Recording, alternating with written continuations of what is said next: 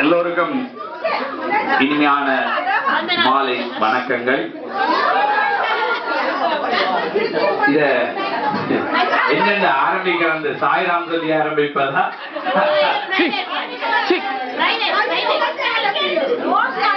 இந்த எனக்கு அதுல இருந்து இது வரைக்கும் என்னுடைய பிள்ளையார் தூக்கிக்கொண்டு வரும்போது யோசிச்சேன், இல்ல போட்டுறது ஒரு பக்கம் போக இப்பவே கிளாட எனக்கு தூக்க வேண்டி வந்துட்டதேன்னு நினைப்பாங்க.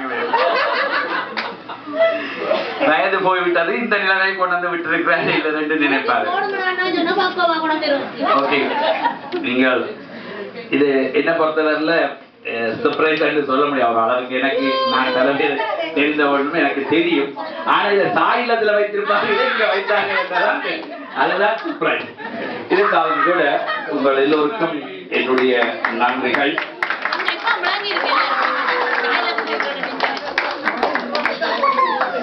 இதுல ஒரு விஷயத்தை இந்த நேரத்திலே ஒரு என்னுடைய மனதில் படுற ஒரு சில எண்ணங்களை உங்களுக்கு நான் செய்ய முடிக்கிறேன்.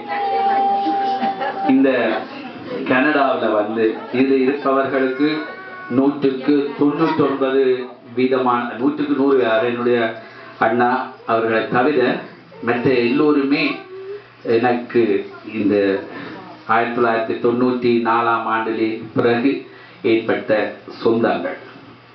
நீங்கள் எல்லோரும் அதுக்கு முன்னரே எனக்கு தெரியாது.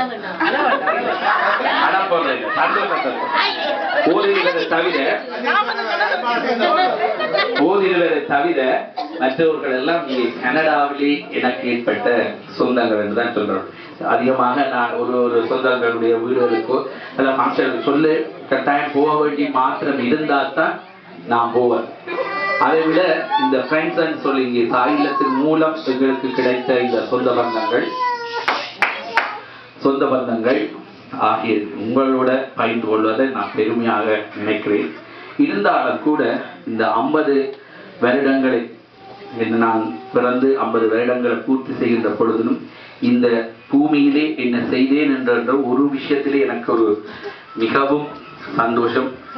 எங்களை 20, 18 வயது 19 வயதிலே திசை மாறி போகின்ற வேளையிலே பிள்ளையண்டி செல்வி நல்லலட்சுமி அவர்கள் தன்னுடைய இல்லத்தை எனக்கு கொடுத்து இந்த பாதையிலே திருப்பி விட்டார்.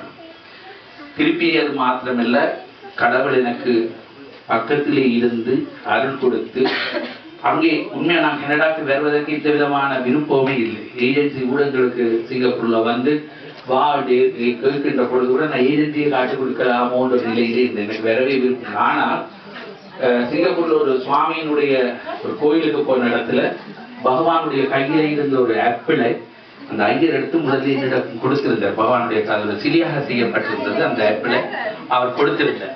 அப்பொழுது நான் நினைத்தேன், நாங்கள் போய் எங்களுடைய நாட்டிலே ஏதாவது செய்ய வேண்டும் என்று. அதில் ஓரளவுக்கு கூட நிம்மதியான ஒரு வாழ்வு கிடைத்தது.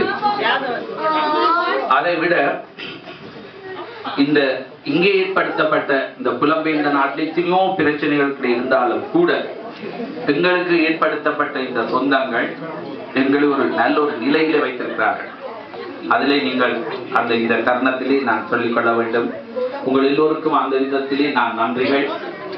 ஏனென்று சொன்னால், நாங்கள் ஒரு சாயில்லம் என்றதை உருவாக்கியது மாத்திரமில்லை, அதன் மூலம் ஒரு சொந்தங்களை உருவாக்கி இன்றைக்கு நாங்கள் ஒரு நிலையிலே இந்த எல்லோரும் அன்பாகவும் சந்தோஷமாகவும் மன நிறைவாகவும் இருக்கின்ற அந்த சாயில்லம் என்ற அந்த குலையின் கீழ் இருக்கின்றன. ஆகவே இந்த தருணத்திலே மீண்டும் உங்களுக்கு நான் நன்றிகளை சொல்கின்றேன்.